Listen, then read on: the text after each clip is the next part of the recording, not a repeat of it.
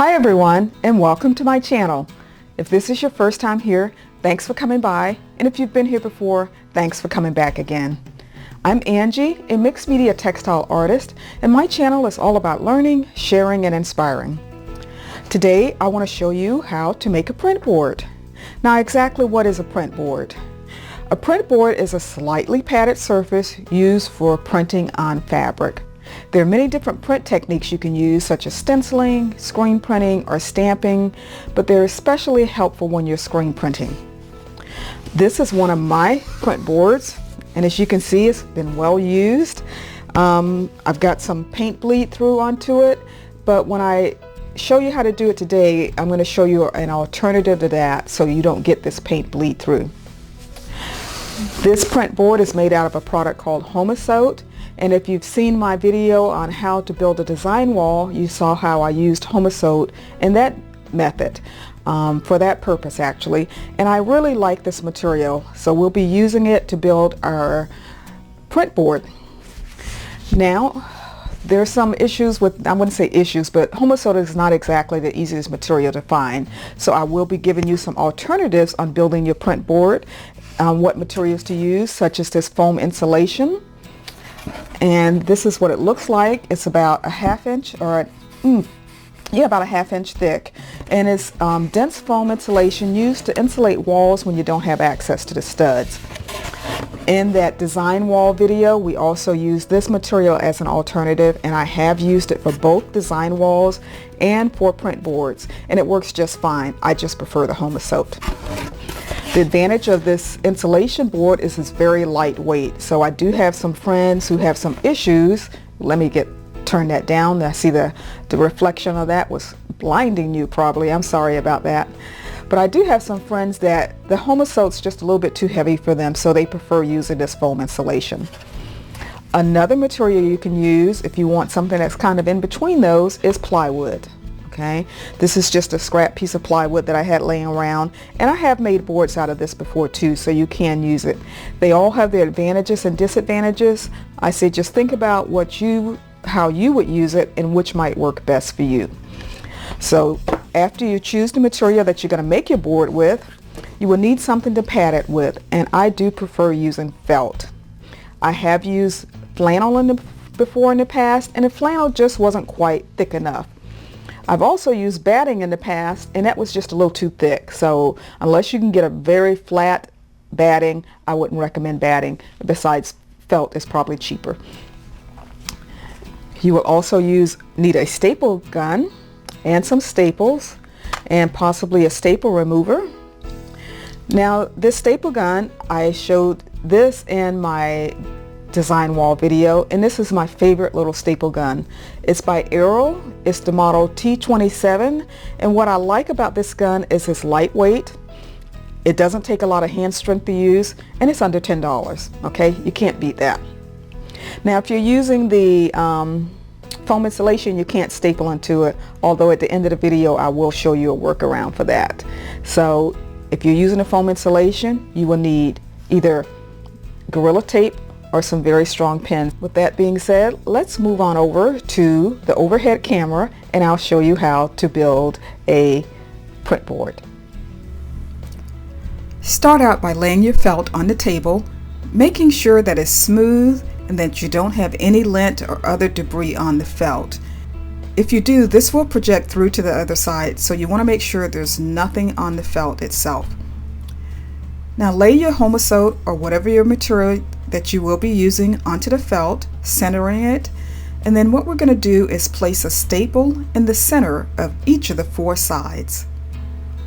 Starting at the side that's closest to you, go ahead and place the staple in the center.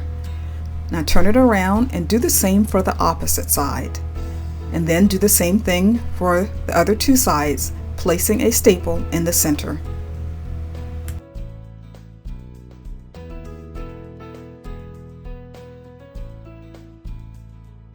The reason for putting a staple on each side is to keep the felt square on the board so that it doesn't get wonky. After you've done that, turn the board over and make sure everything looks good from the front side, and now you're ready to start stapling the rest of the felt onto the board. Choose one side to start with And starting with that center staple, you want to place a staple, place them fairly close together, and staple to within 1 inch of the corner. After you've stapled from the center out to within 1 inch of one corner, go back to the center and do it for the other side. Now you want to take and turn the board around and repeat the same process for the opposite side.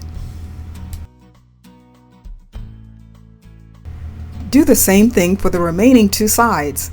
Staple from the center out to within 1 inch of the corners. Don't worry about the corners just yet. We will get to those, okay? I'll show you an easy way to do the corners. Now that all 4 sides have been stapled, we can deal with those corners. Turn the board so that the corner is facing you and grab a hold of the felt right there at the corner and then just pull it to the middle. Okay? And now you're going to take and place a staple right in that corner. Okay?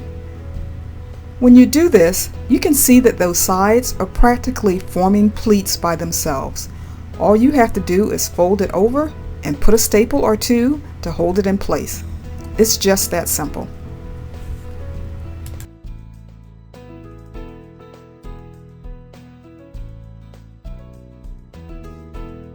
Now let's do the same thing for the remaining 3 corners.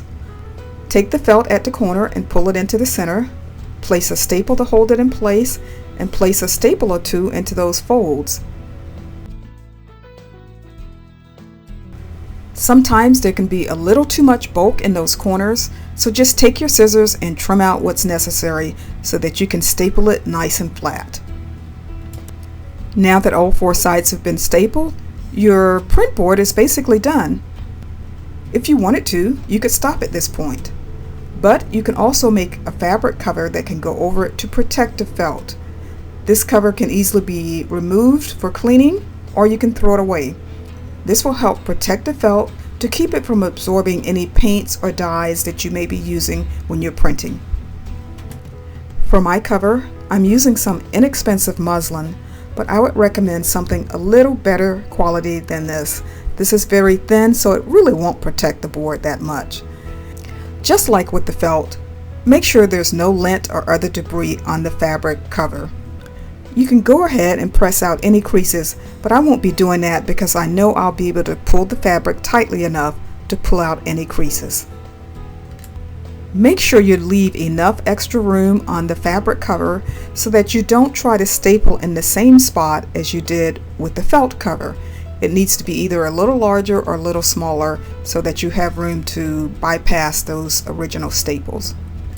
Now basically, you will just repeat the same process you did with the felt, placing a staple in the center of each side, and from there, stapling from the center out to within 1 inch of each corner, and do this on all 4 sides. As you can see on one side, I really didn't leave myself very much fabric. I would recommend leaving a little more than this. I'm pretty experienced at doing this, so I know I can make it work, but it will go easier if you leave yourself excess fabric, as you can always trim it away.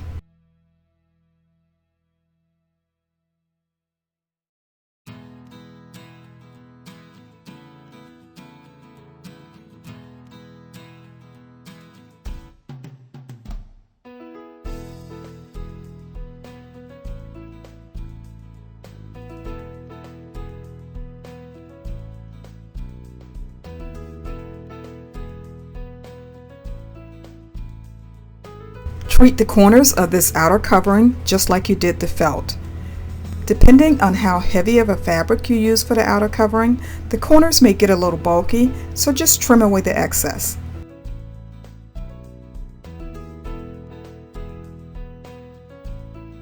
Now your print board is all complete. If you do any type of surface design processes on fabric, such as screen printing, stenciling, or block printing, this board will become invaluable to you. For these type of processes, a padded surface works much better than a hard surface like my table. I myself have many different sizes so that I can have more than one project going at a time. Now for my board, I've used Homasote. But what if you can't find Homasote in your area? Let's take a look at 2 other options that may work for you. The first option is plywood. I recommend you get at least 3/8 to a 1/2 inch plywood, and it doesn't have to be the best grade. Just make sure it doesn't have huge knots in it. The disadvantage to plywood, it's probably just as heavy as Homosote, and the pins don't penetrate the plywood like they do with the Homosote. The plywood is just way too dense for the pins to penetrate, so that's the major disadvantage to me.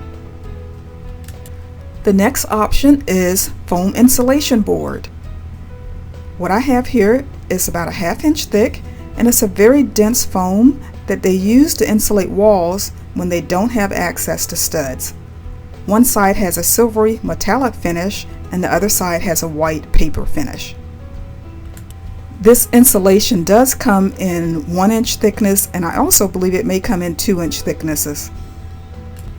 There are a few disadvantages to the foam insulation board. The first one is such a lightweight material that when you stick the pins into it, the pins don't stay put. They have a tendency to wiggle around and create all of these holes. The second disadvantage is you can't staple the felt or the outer fabric covering to the foam. But I do have a workaround to the disadvantage of not being able to staple. What I have done in the past is I've added thin wood strips all around the foam insulation, and I use just regular white glue to glue the strips around each side. Now I can staple my felt and my fabric to those strips, and that's worked perfectly. I just personally prefer the Homosote over the foam insulation and the plywood. But I recommend taking a look at your situation and the different options and choosing one that will work best for you. Okay, so the print board's all finished now, and I think you will agree with me. That really wasn't that difficult, was it? And I know once you have one or two or three, if you're like me, you will find many uses for them. I hope you've enjoyed this video today, and if you have, please take a moment and give it a thumbs up. And while you're at it, go ahead and subscribe to my channel so you won't miss any new videos that I upload.